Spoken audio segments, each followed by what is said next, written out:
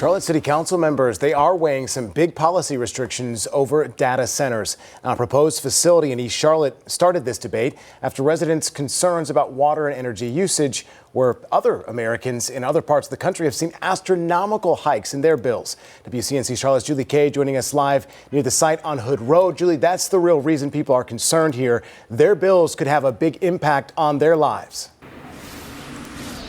Well, Colin, this plot of land is the one up for discussion. It could turn into a data center if all goes as planned. However, City Council could step in and make changes that affect all future proposals.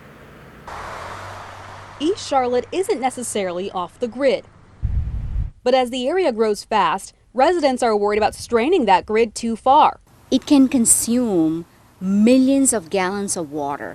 It's like having a small city. Dimple Ajmira is not just a city council member, she's also a resident of a nearby neighborhood that could be impacted. These 58 acres of land off Hood Road could turn into up to 40,000 square feet of data storage. That's why she's in favor of potential restrictions requiring data centers in city limits to have cooling systems and use recycled water. We need to be proactive as a city rather than being reactive, because once they're approved, there is very little power that we will have. Councilman J.D. Mizwera Arias represents this area and shares her concerns. I will be very blunt and honest. To me, East Charlotte is not open for business for data centers. I don't want it to. This is kind of something we're just learning about, the environmental implications, the health implications, the water cost implications.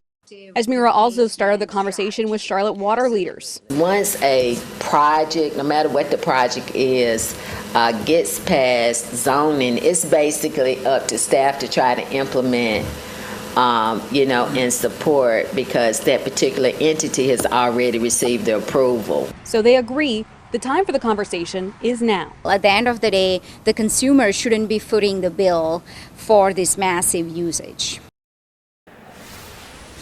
There is no date set yet for that petition to go in front of council, so there is still time for council to make any policy changes before.